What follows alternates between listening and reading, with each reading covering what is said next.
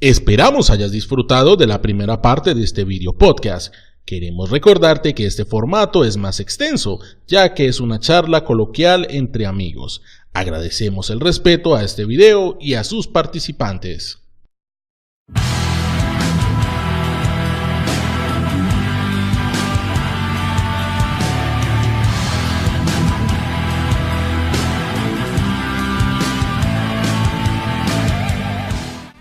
¿Sí? Un vehículo que esté a la altura de lo que son nuestros soldados, porque si vamos a ver, tocar lo que es la realidad, el soldado colombiano es un soldado apetecido en todos lados, tan apetecido que desafortunadamente, por esas carencias tan impresionantes que el gobierno les impone, muchos se ven en la obligación de irse a regalarse como mercenarios, y es algo que yo en lo personal no les condeno.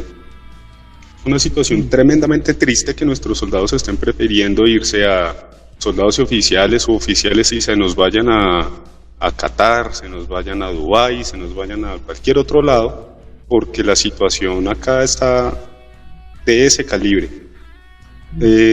Si me permiten, yo acá tengo unos puntos que fueron los que se tocaron ahorita, quiero revisitar unas cositas así como muy rápido. Ahorita cuando pues se está hablando del tema de la corrupción, sí, obvio, eso es indudable, o sea, no podemos desconocer la realidad, estamos en Colombia y desafortunadamente es algo que pues caracteriza no solo a Colombia, sino a la inmensa mayoría de las naciones latinoamericanas, es la corrupción. Sí, es un tema que por sí ya genera escozor en todos lados. Sin embargo, no puede convertirse tampoco en el caballito de batalla de darnos la excusa de que toda inversión estatal inmediatamente es una inversión corrupta. Vuelvo a retomar el tema de Indumil. O sea, cuando nosotros nos ponemos a ver cuántos escándalos de corrupción hay, la gran inmensa mayoría se ven por medio de la construcción de infraestructura, porque es la forma más simple de robar. Cuando yo construyo una carretera, y el tipo llegó y cortó y utilizó el cemento que no era, utilizó el geotextil que no era, entonces después toca romperla, toca volver a hacer la carretera y ahí es donde se empiezan a alargar los contratos y ahí es donde empieza todo el mundo a sacar su tajada. ¿Qué diferencia hay con las industrias, por ejemplo, de la rama militar? La rama militar en ese sentido tiene un cierto nivel de ser estricta en cuanto a las inversiones que se generan en ella y un cierto grado de transparencia. Alto. Sí, exacto. Es bastante controlado porque justamente no estamos hablando de que lo que pasó en el puente. Están haciendo paletas. Exacto. El puente de Chirajara cogió, se cayó, eso es un miércolero berraco, eso ya está, mejor dicho, untado hasta la señora que le vende las empanadas a Duque. Ahí todo el mundo está metido.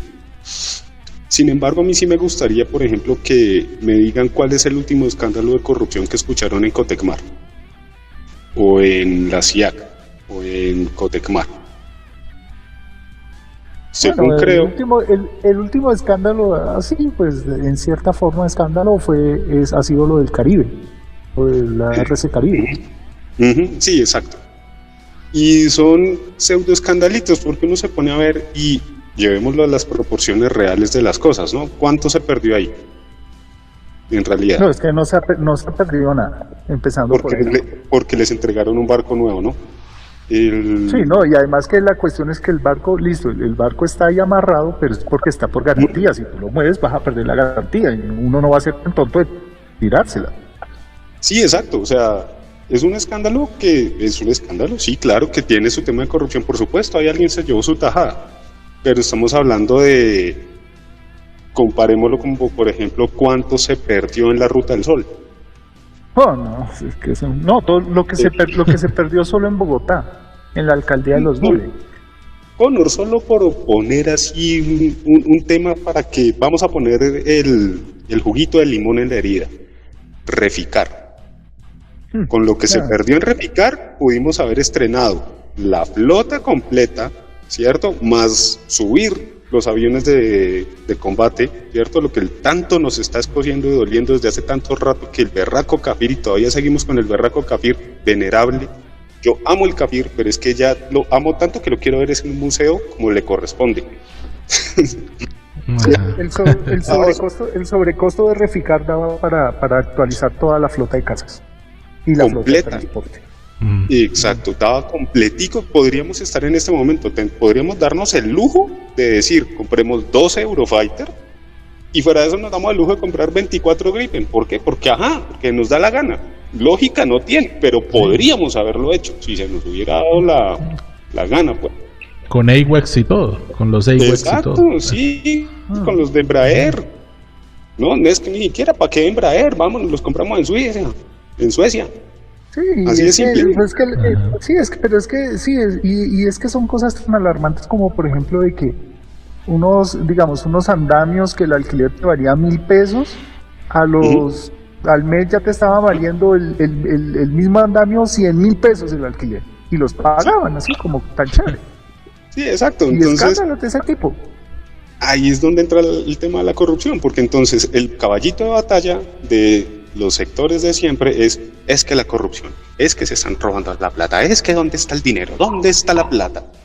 Pues, como les dije ahorita, ahí uno puede fiscalizar, sobre todo lo que son empresas estatales como tal, uno las puede fiscalizar, y si uno se fija dónde están los robos de la corrupción en este país, son en las firmas que hay entre Estado y entes privados, que son los entes privados de el amiguito que estudió en la universidad con el que ahora está de alcalde, con el amiguito de la infancia del que está de gobernador.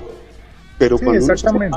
La empresa estatal como tal, es mucho más jodido tumbarla, porque ahí sí le cae hasta, mejor dicho, la personería llega, hasta la secretaria vaya a averiguar qué es lo que está pasando. Es mucho más complicado hacer los tumbes por medio de las empresas estatales, y si es mucho más complicado hacerlo por ahí, es 10 veces más complicado hacerlo con las empresas militares del Estado. Ahí yo creo que el otro punto que quería tocar yo era el del tema que dijo Juan sobre el progreso, y es algo que aquí yo no sé por qué parece que le tuviéramos alergia a eso. Aquí muchas veces hablamos de progreso y creemos que no, vamos a hacer 10,000 escuelitas para el progreso. Hombre, claro, es que el deber constitucional del Estado es hacer las escuelas, pero es que también debajo de ese parágrafo también existe otro que dice que tiene que tener el personal y los medios para defender esas escuelas. Yo que saco con tener, hicimos los megacolegios más bacanos de toda Sudamérica. Si después mañana, si se arma, ojalá que no, pero se nos arma nuestra hipótesis de conflicto ya por default, y vienen y nos la bombardearon, ¿de qué sirvió la escuela? Si con cualquier cosa nos la pueden tumbar. Tomemos un ejemplo simple. ¿Por qué pasó la masacre en Bojayá? Porque el Estado no estaba preparado, el Estado no tenía cómo cubrir, y si el Estado no tiene cómo cubrir y cómo poner la gente, que es la que va y pone el pecho, que son nuestros soldados, y si nosotros los tenemos andando en camiones de estacas y con fusiles chimbos, o con el gravísimo ejemplo que está poniendo Angela Merkel en Alemania, que son los famosísimos fusiles de madera. Cuando nosotros, si llegamos a ese punto, entonces, ¿de qué nos sirve tener toda esa maravillosa infraestructura que nos quieren pintar en el aire? Porque, pues, por ejemplo, acá en Bogotá nos vienen hablando de metro desde hace como 3 alcaldías de izquierda, y nunca hubo. ¿Cuál? Desde hace 70 años. Exacto. Entonces, ahí nos vienen hablando, es el mismo tema.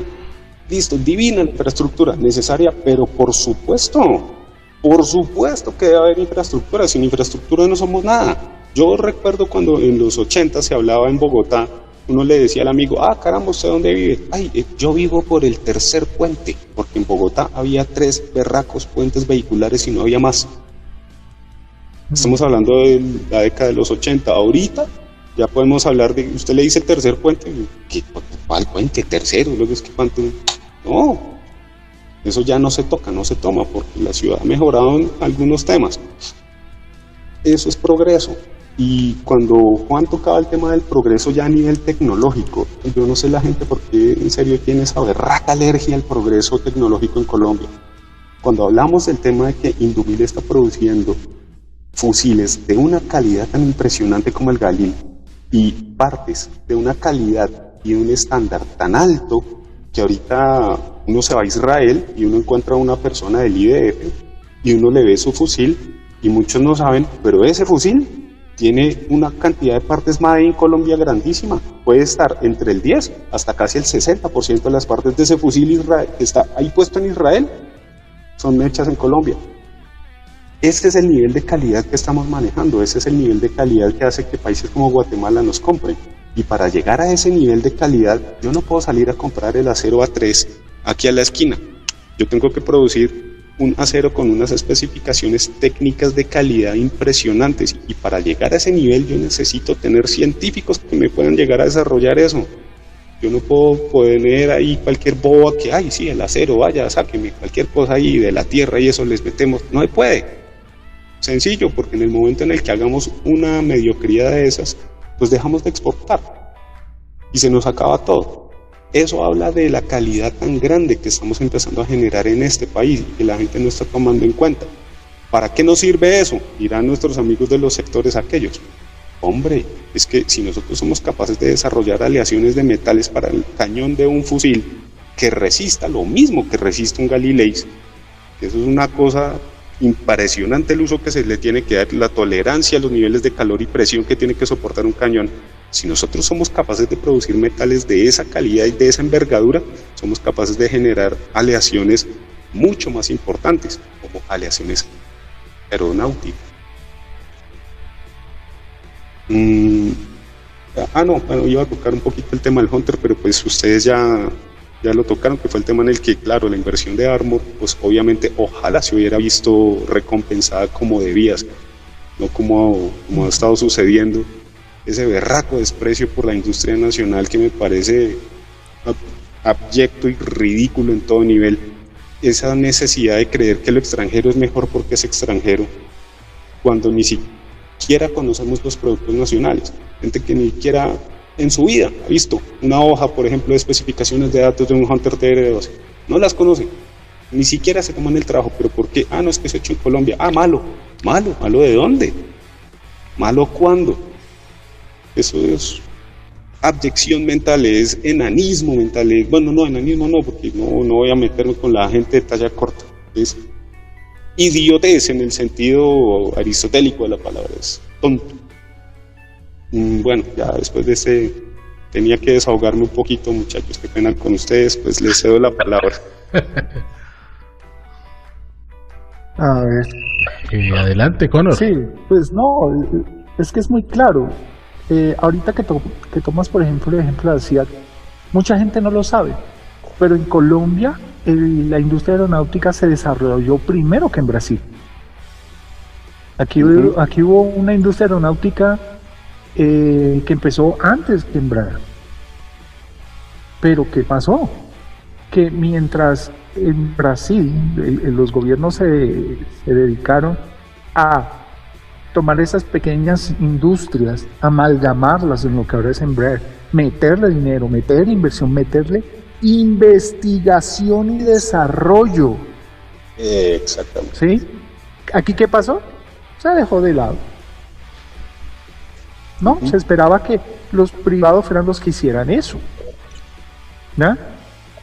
Y entonces, mientras que nosotros habíamos empezado, la industria aquí empezó primero, ¿ya? Se quedó estancada. Hubo un tiempo, muchos no lo saben, pero creo que como el 40%, 40-45%, no me recuerdo bien el dato, de las avionetas Cessna que vuelan en el mundo fueron hechas en Colombia. Fueron hechas en Colombia, fueron fabricadas aquí. Porque hubo un tiempo en que Cessna, todas las avionetas Cessna se fabricaron aquí en Colombia. Durante los 80. Entre 70 y 80. Dato. Mucha gente no lo sabe. ¿Sí? Y avionetas Cessna de ese periodo, como el 45% aproximadamente de la producción de Cessnas fue hecha aquí en Colombia. ¿Pero qué pasó? Pues que simplemente aquí no se le metió plata, no se le metió investigación y desarrollo, no se creyó en la industria. ¿Ya? Y entonces incluso llegó un momento donde Cessna decidió irse y se fueron a México porque les ofrecían mejores beneficios para la industria, ¿ya? Y entonces aquí cosas como el Gavilán, ¿sí? Y como ciertos otros proyectos que de pronto necesitaban más de ese apoyo estatal, nunca lo tuvieron. Mientras tanto, Embraer se dedicó a crecer y llegar a ser la tercera industria aeronáutica más grande del mundo, después de Boeing y Airbus. ¿Por qué tuvo que ser Embraer? ¿Por qué no pudo ser Seat? Simplemente porque aquí los gobernantes tienen una mente mediocre. Todos tienen una mente mediocre. Sí. Aquí de verdad no ha habido ningún gobernante que de verdad creyera que aquí se podía hacer algo. Todos han mirado este país como su finca personal, incluido el endiosado gran ciudadano del milenio colombiano que todavía es presidente en la sombra. El eterno. Sí, el eterno, sí. Porque ese no ve el país sino como su finca personal. ¿Ya? Y la gran mayoría de todos ellos son así. Entonces, totalmente de acuerdo. O sea, para mí la situación es clara, ¿sí? Si no existen esas inversiones, lo que yo mencionaba anteriormente, esas inversiones correctas que ayuden a desarrollar, ¿sí? No vamos a llegar a ninguna parte.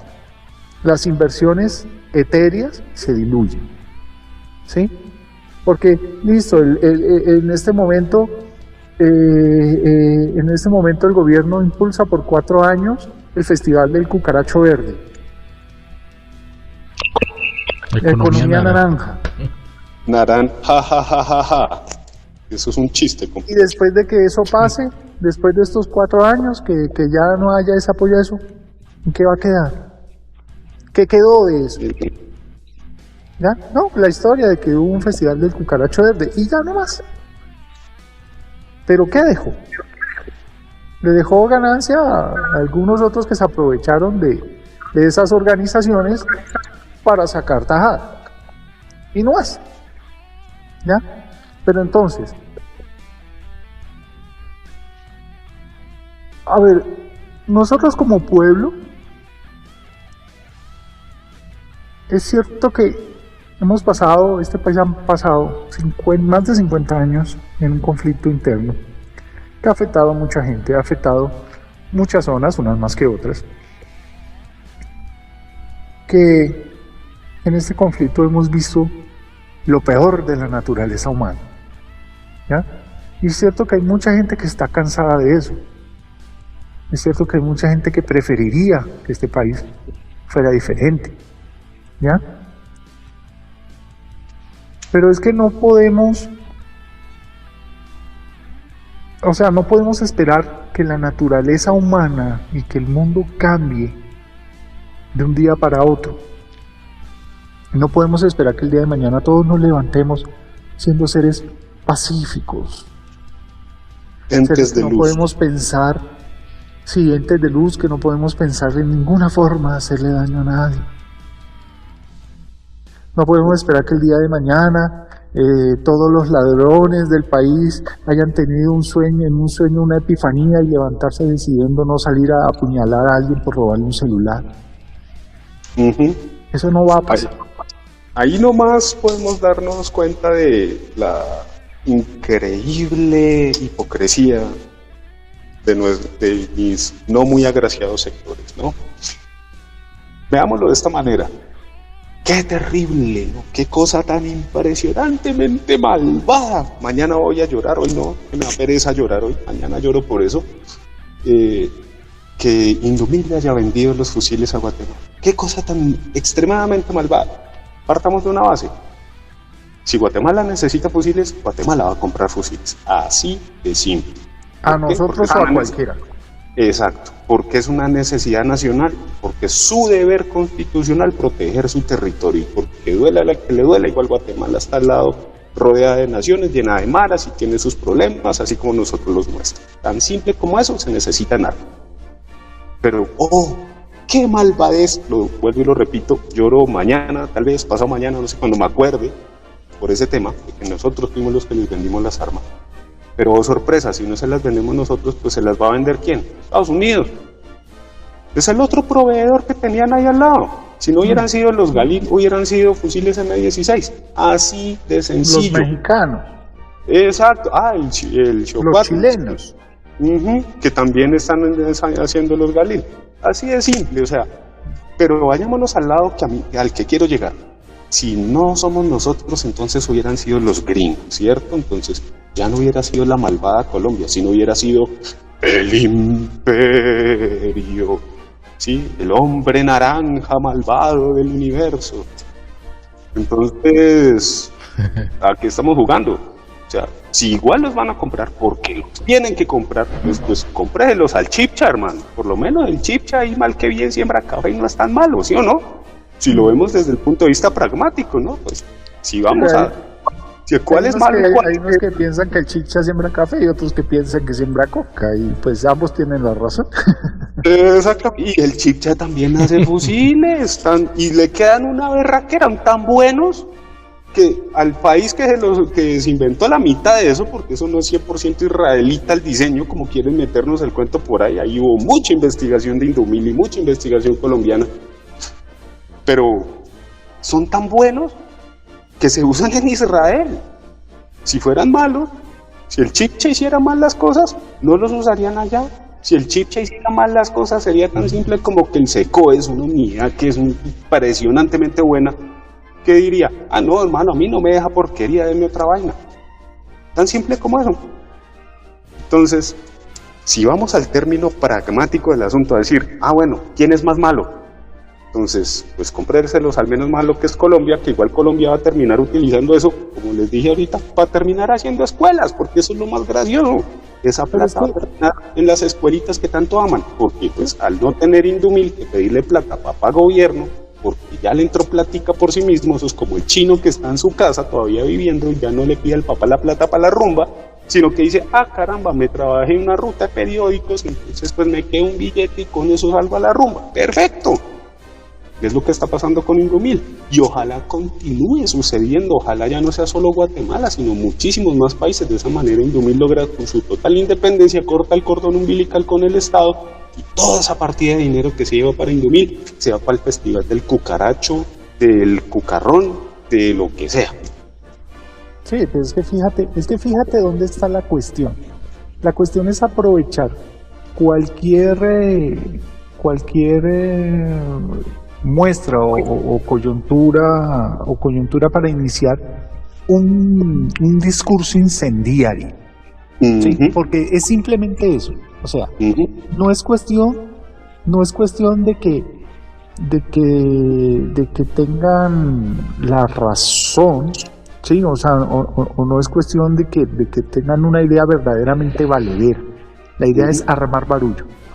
¿Sí? Exacto. Esa es la idea. Los fusiles no son nuevos, pero no, si pero es que empezando por el hecho, empezando por el hecho de ese cuento de que es que estamos exportando guerra. Hombre, no. O sea, ¿por qué tener que usar la palabra exportar guerra? Estamos exportando seguridad. Exactamente, claro. ¿Ya? O sea, mira con solo cambiar una palabra, cómo cambia todo el punto de vista.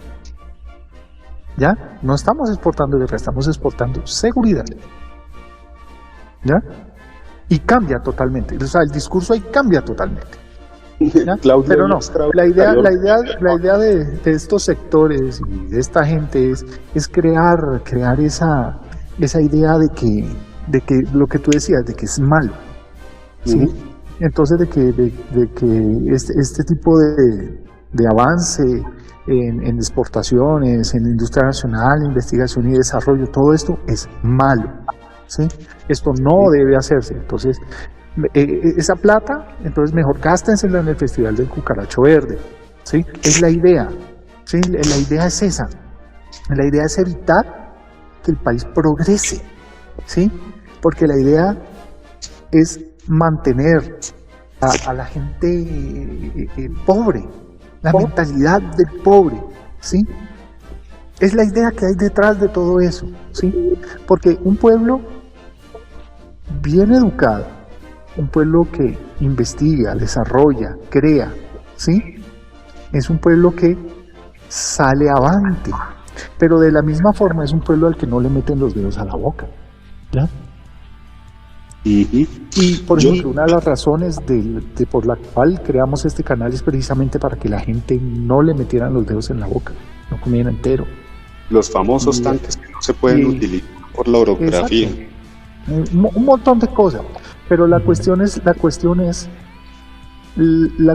que si tú, o sea, el discurso incendiario de esta gente, ¿sí? Para evitar de que esas cosas se den, es para el hecho de seguir manteniendo al pueblo pobre, ignorante, sin desarrollo, sin investigación, ¿sí?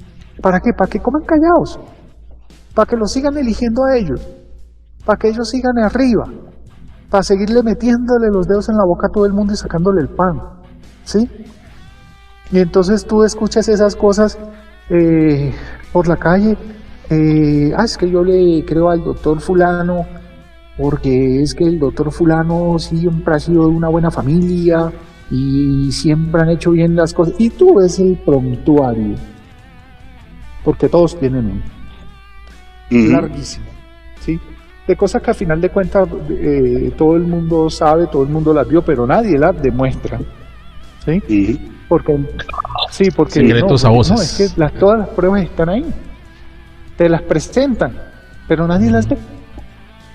Ahí lo gracioso es que el prontuario del doctor fulano es todo un prontuario y todo es real, excepto los títulos, ¿no?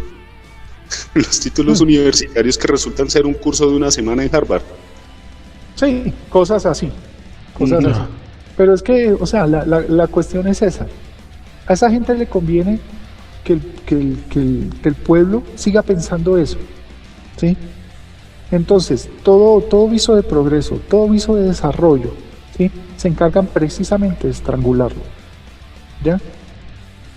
¿Por qué? Porque en el momento en que, en verdad, ya tienes una gente educada, ¿sí? Porque todos dicen que en el país tiene que haber educación y las escuelitas y eso, pero en verdad ellos no quieren eso. Porque en el momento en que tengan un pueblo educado, es un pueblo que no va a quererlos. Se les va a acabar el chorro, ¿ya? No les va a comer cuenta. Se les va a acabar el chorro, entonces a ellos no les conviene. Precisamente por eso. Yo tengo una pregunta clave para esta conversación. Yo me pregunto si esas mismas personas que estaban hablando sobre la venta de los Galil y cómo somos de malvados, malvadísimos, y vuelvo, insisto, pasado mañana lloro por eso. ¿Qué hubiera pasado si hubieran sido fusiles de la fábrica rusa que se piensa poner en Venezuela? Ahí ya no serían fusiles malvados. Ahí, como dijo Connor, se estaría exportando seguridad, ¿cierto? En ese caso, porque ya lo está exportando un país que sí es de su agrado. Sí, la clásica doble moral de este tipo de sectores. Porque es que eso no es exclusivo de todos los sectores, tienen esa moral. Ya. Y nosotros lo sabemos. Es que, a ver, tan malo es el uno como el otro. Yo siempre lo he dicho. Por ejemplo, mitos que tú escuchas, ahorita que se acercan las épocas de elecciones, ¿ya? Cuando a mí me preguntan, ¿por quién vas a votar? Voy a votar en blanco. Pero eso no hay que, si vota en blanco se lo dan al que puntea en los votos. Eso es mentira. Eso es una mentira que le han metido a la gente en la cabeza, de que para usted votar en blanco no sirve, porque todos los votos en blanco se le suman al que sacó más votos. Eso es una total y absoluta mentira. Esos votos se van al área 52. Es un voto representativo. Si el voto en blanco gana en una elección, por ley, todos los que se presentaron tienen que salir, tienen que irse, se replantea todo, claro. Candidatos nuevos.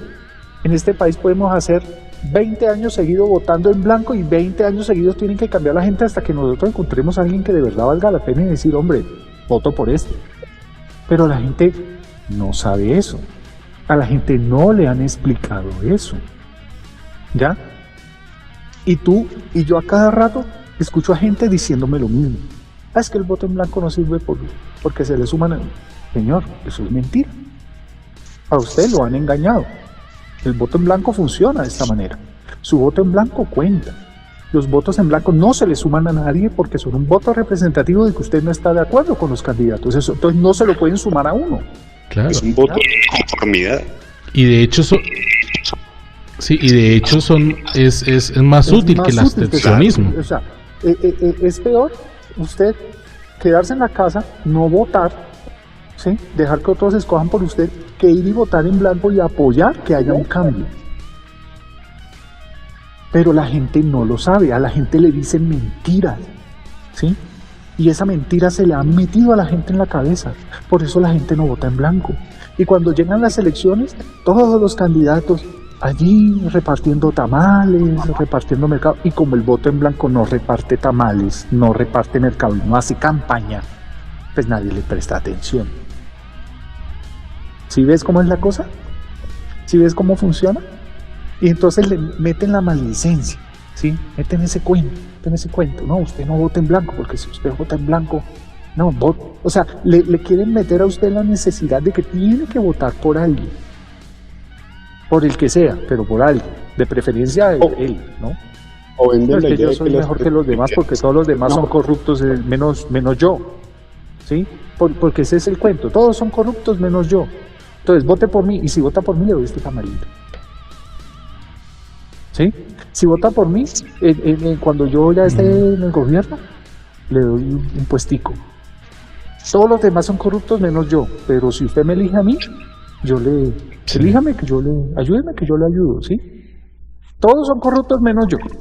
Sí, como cierto alcalde que para hacerse elegir fue casa por casa dando cartacheques para dar supuestamente 20.000 casas que a día de hoy no se han visto. Y supuestamente es el mejor alcalde de Colombia. Pues no sé en qué, no sé en qué elección es esa, porque que yo sepa, y que se lo ha ganado ha sido el de Barranquilla. Se lo ha ganado por varios años seguidos. Sí, no, pero no es ese, pero a la voz popular supuestamente es el mejor alcalde y se perfila para candidato presidencial. No, es que por algo este es el país del Sagrado Corazón. Eso es toda parte se cuecen milagros. Digo que entonces más bien nos unamos todos y decimos al próximo que quiera regalar tamales, no, venga hermano, regáleme un Eurofighter para la PAC más bien. Sí. A ver qué van a hacer. Venga, que es que unos K1 Panther para la caballería del ejército, ¿no? Pero yo sí quisiera, aprovechando aquí este momento y que hemos llegado a esta parte de verdad, ya, ahorita mismo que llegan elecciones, ¿sí?